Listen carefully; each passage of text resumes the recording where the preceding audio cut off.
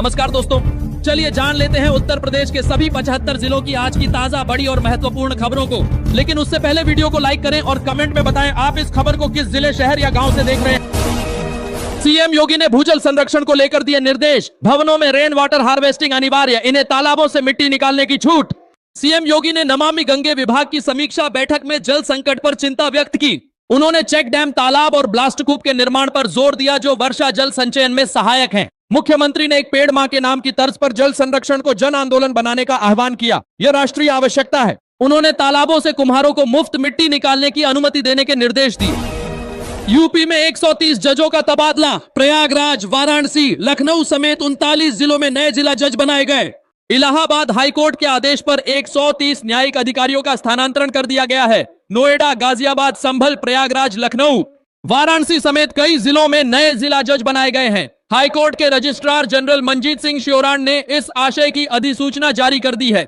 यह तबादले इलाहाबाद हाईकोर्ट के चीफ जस्टिस अरुण भंसाली के आदेश पर हुए हैं। चंदौली, पीलीभीत, बुलंदशहर, देवरिया, जालौन, फतेहपुर, महोबा, नोएडा, लखनऊ, प्रयागराज, बरेली, ललितपुर, कन्नौज, हरदोई, वाराणसी, मुरादाबाद, कानपुर नगर, सहारनपुर, सुल्तानपुर, महाराजगंज, संभल समेत कई जिलों में नए जिला जज भेजे गए हैं। यूपी में क्या दिवाली से पहले राज्य कर्मचारियों को मिल जाएगा महंगाई भत्ता और एरियर? सीएम योगी से की गई मांग। राज्य कर्मचारी संयुक्त परिषद ने प्रदेश के कर्मचारियों व पेंशन भोगियों को 1 जुलाई 2025 से बढ़ी हुई 3% के दर से महंगाई भत्ते की किस्त व महंगाई राहत का भुगतान कराए जाने की मांग की है। परिषद की ओर से मुख्यमंत्री योगी आदित्यनाथ को इसके लिए पत्र भेजकर मांग की गई है। केंद्रीय कर्मचारियों का महंगाई भत्ता 58% हो गया है। हमारा भी बढ़े। दोस्तों, आप कौन सा काम करते हैं? कमेंट जरूर करें। किसानों को ऑनलाइन मिलेगी खाद की पर्ची, अब नहीं लगानी होगी लाइन। जाने से कब लागू होगी नई व्यवस्था? प्रदेश में जिन सहकारी समितियों पर कंप्यूटर की व्यवस्था है वहां किसानों को ऑनलाइन पर्ची दी जाएगी। इस पर्ची के जरिए वे खाद ले सकेंगे। इससे लंबी लाइन भी नहीं लगेगी और पारदर्शिता भी बनी रहेगी। पूरी व्यवस्था को लागू करने के लिए 3 सदस्यीय कमेटी गठित की गई है। इस कमेटी की रिपोर्ट के बाद वितरण की नई व्यवस्था लागू की जाएगी। यूपी के जिले में अगले 3 दिन स्कूल कॉलेज बंद, डीएम ने जारी किया आदेश। उत्तर प्रदेश के सहारनपुर में अगले 3 दिनों के लिए स्कूल कॉलेज बंद हो गए हैं। जिलाधिकारी मनीष बंसल ने 6 अक्टूबर सोमवार को मेला मां शाकंभरी देवी के आयोजन को देखते हुए स्थानीय अवकाश घोषित किया है। मंगलवार 7 अक्टूबर को महर्षि वाल्मीकि जयंती के मद्देनजर प्रदेश की योगी सरकार ने पहले ही सार्वजनिक अवकाश घोषित किया है। 5 अक्टूबर को रविवार होने से अब 3 दिनों के लिए स्कूल कॉलेज बंद हो गए हैं। डीएम ने आधिकारिक आदेश जारी किया। यूपी के इन लोगों ने गलत जगह बना लिया मकान, 15 दिन बाद कभी भी गरज सकता है बुलडोजर।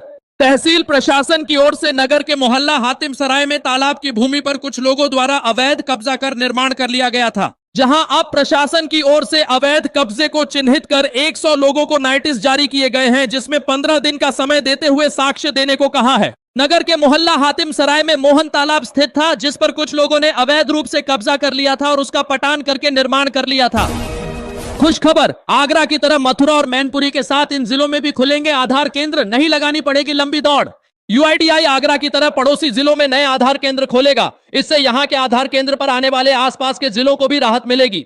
घंटों लाइन में लगकर आधार अपडेट करने की समस्या भी खत्म हो जाएगी। करीब 5 से 6 महीने में नए केंद्र शुरू हो जाएंगे। यूपी के सभी जिलों में आधार केंद्र खोलने की योजना है। उसी के तहत पड़ोसी जिलों मथुरा, फिरोजाबाद, मैनपुरी, हाथरस, अलीगढ़ में भी आधार केंद्र खुलेंगे।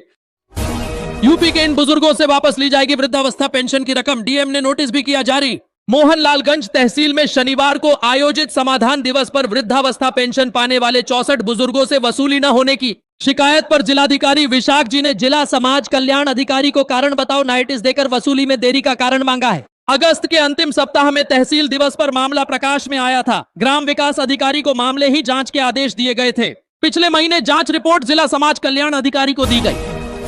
यूपी में 16,500 नियमित और 60,000 संविदा कर्मियों हो सकती है छंटनी। विद्युत कर्मचारी संयुक्त संघर्ष समिति ने निजीकरण के मसले पर कर्मचारियों का पक्ष रखने के लिए नियामक आयोग से समय मांगा है। संघर्ष समिति ने दावा किया है कि अगर पूर्वांचल और दक्षिणांचल विद्युत वितरण निगमों का निजीकरण हुआ तो 16,500 नियमित और 60,000 संविदा कर्मचारियों की छंटनी होगी। संघर्ष समिति ने आयोग से निजीकरण का प्रस्ताव रद्द करने की भी मांग की है। बिना मानक के बन रही कॉलोनियों पर निर्माण से पहले लगाएं रोक, सीएम योगी का अधिकारियों को सख्त निर्देश। मुख्यमंत्री योगी आदित्यनाथ ने अधिकारियों को निर्देशित किया है कि नगर निकायों की अनुमति के बिना मानकों का उल्लंघन कर विकसित की जाने वाली कॉलोनियों और बस्तियों पर शुरू में ही रोक लगाएं। शहरों में विकास कार्य नियोजित ढंग से होने चाहिए। शहरों में शॉपिंग कॉम्प्लेक्स, पार्किंग, रेस्टोरेंट और ऑडिटोरियम परियोजनाओं को पीपीपी मॉडल पर विकसित किया जाए। कि में जल्द खुलेगा केंद्रीय विद्यालय, सरकार से मिली मंजूरी के बाद यहां अब होगा निर्माण। उरई जनपद में केंद्रीय विद्यालय की स्थापना को केंद्र सरकार ने मंजूरी दे दी है। यह विद्यालय डकोर ब्लॉक के बड़ेरा गांव में बनेगा, जहां बालवाटिका से कक्षाएं शुरू होंगी। नई शिक्षा नीति के अनुसार प्री प्राइमरी में भी दाखिला हो सकेगा। प्रधानमंत्री द्वारा शिक्षा स्तर सुधारने के उद्देश्य से 57 नए केंद्रीय विद्यालयों को मंजूरी दी गई है, जिससे जिले में शिक्षा के क्षेत्र में विकास होगा। योगी सरकार का राजस्व मामलों में त्वरित न्याय मॉडल हिट, 1 महीने में निपटाए गए 3,88,000 से ज्यादा विवाद।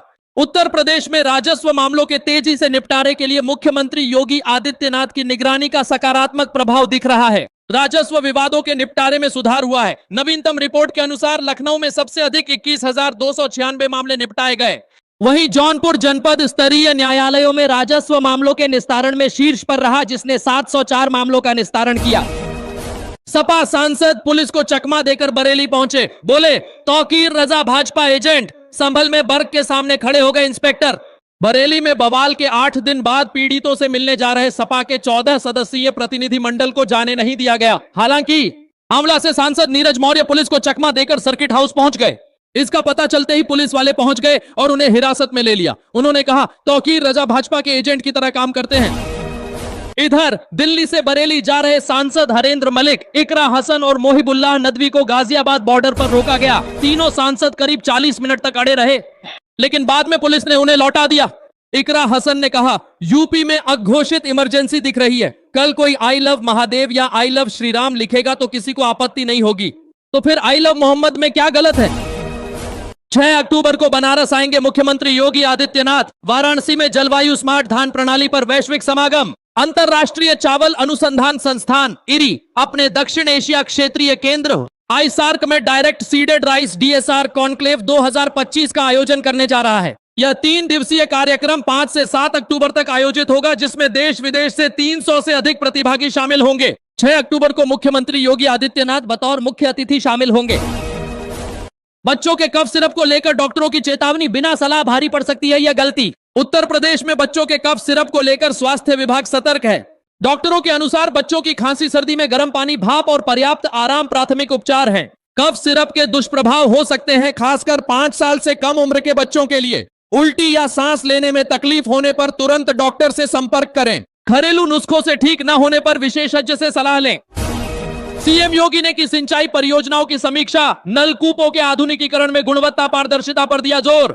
मुख्यमंत्री योगी आदित्यनाथ ने सिंचाई विभाग के अधिकारियों के साथ बैठक में राजकीय नलकूपों के जीर्णोद्धार और आधुनिकीकरण पर जोर दिया।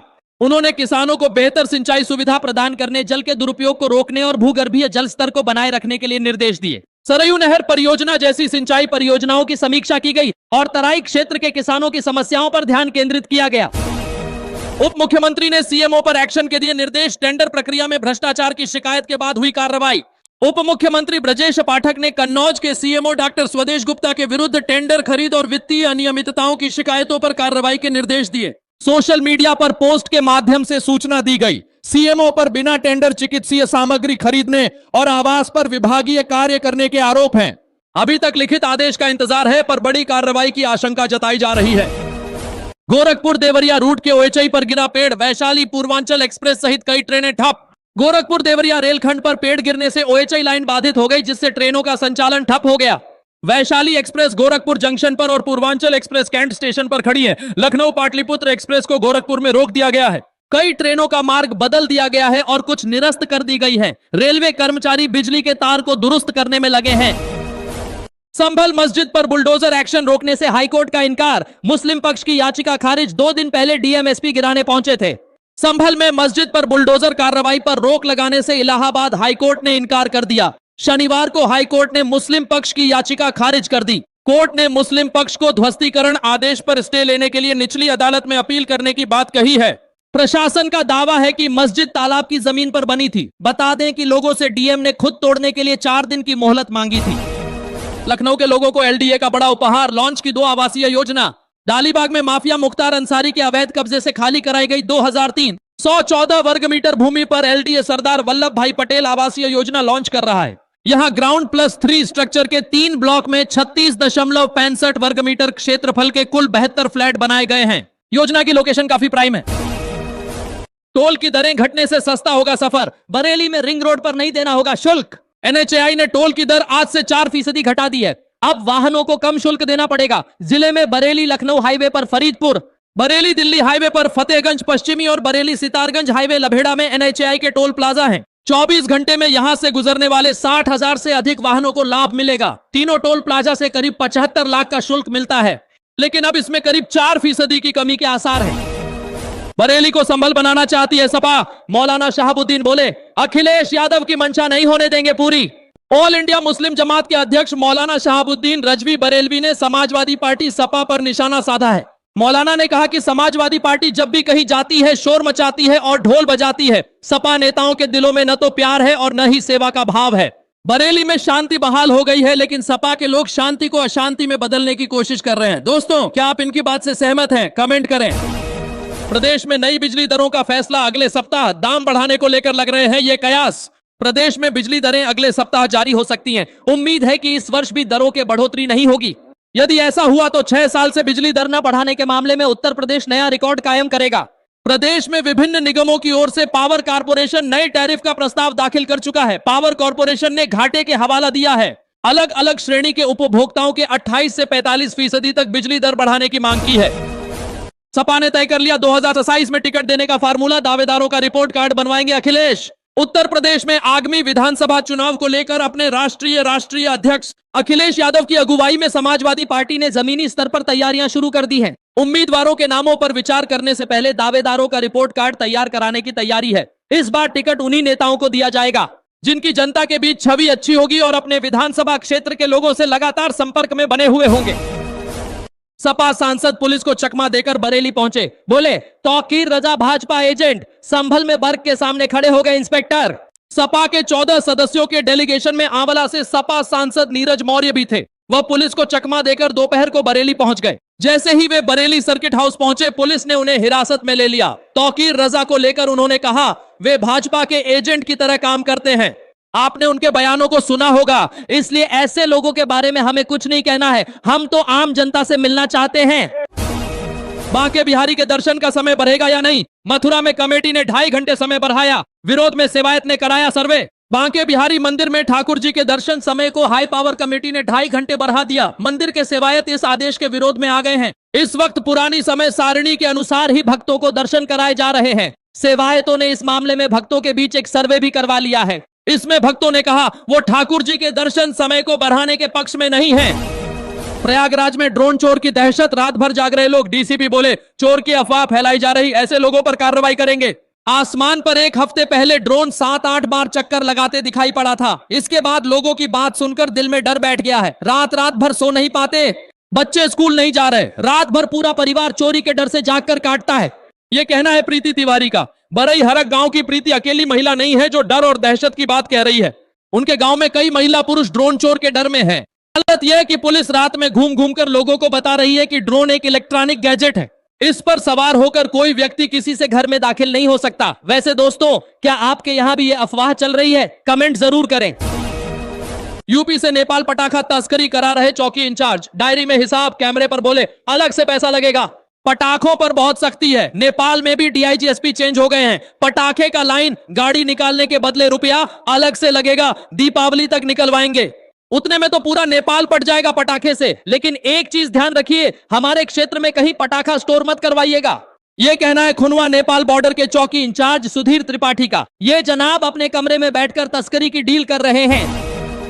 यूपी में भी कोल्ड ड्रिप सिरप की बिक्री पर रोक, उप मुख्यमंत्री ब्रजेश पाठक ने जारी किया आदेश। उत्तर प्रदेश में बच्चों के लिए घातक कोल्ड ड्रिप सिरप पर प्रतिबंध लगा दिया गया है। उप मुख्यमंत्री ब्रजेश पाठक ने स्वास्थ्य विभाग को इस बारे में एडवाइजरी जारी करने का निर्देश दिया है। सरकारी अस्पतालों में इसकी आपूर्ति पहले से ही बंद है और निजी अस्पतालों को भी इसके उपयोग को रोकने के आदेश दिए गए हैं। चिकित्सकों से भी इस सिरप को न लिखने की अपील की गई है। फास्टैग नहीं लगाया तो कैश में 2 गुना चार्ज लगेगा। यूपीआई से पेमेंट करने पर 1.25 गुना ही देना पड़ेगा। सरकार ने फास्टैग के नियमों में बदलाव किया है। अगर कोई गाड़ी बिना वैलिड और एक्टिव फास्टैग के टोल प्लाजा क्रॉस करेगी और कैश पेमेंट में पेमेंट करेगी तो उसे 2 गुना टोल फीस चुकानी होगी। वहीं अगर यूपीआई से पेमेंट करते हैं तो आपको उस व्हीकल कैटेगरी के लिए लागू फीस का केवल सब गुना देना होगा। नया नियम 15 नवंबर से लागू होगा। इस हफ्ते सोने चांदी में रही तेजी। सोना 3,692 बढ़कर 1,17,000 पर पहुंचा। चांदी 7,510 महंगी। इस हफ्ते सोने चांदी के दामों में बढ़त रही। आईबीजे के अनुसार पिछले शनिवार को सोना 1,13,262 रुपए पर था, जो अब 4 अक्टूबर को 1,16,954 रुपए प्रति 10 ग्राम पर पहुंच गया है। वहीं चांदी की बात करें तो ये पिछले शनिवार को 1,38,100 रुपए पर थी, जो अब 1,45,610 रुपए प्रति किलोग्राम पर पहुंच गई है। अक्टूबर के महीने में सावन जैसा माहौल। सोमवार को इन जिलों में भारी बारिश का अलर्ट। यहां टूटा रिकॉर्ड। 5 अक्टूबर से एक नए पश्चिमी विक्षोभ के उत्तर पश्चिम भारत को प्रभावित करने की संभावना है। इसके प्रभाव से 6 व 7 अक्टूबर को पश्चिमी उत्तर प्रदेश में ओलावृष्टि के साथ कहीं कहीं भारी बारिश की संभावना है। अक्टूबर के पहले सप्ताह के बाद प्रदेश में वर्षा की तीव्रता में धीरे धीरे कमी आने की संभावना है। मौसम विभाग के अनुसार 5 अक्टूबर को पश्चिमी उत्तर प्रदेश में कुछ स्थानों वर्षा व गरज चमक के साथ बौछारें पड़ने की संभावना है, जबकि 6 अक्टूबर को अनेक स्थानों पर बारिश की संभावना जताई जा रही है। दोस्तों, मेरे भाइयों, आज के लिए बस इतना ही। प्लीज वीडियो को ज्यादा से ज्यादा लाइक शेयर करें और चैनल को सब्सक्राइब जरूर कर लें।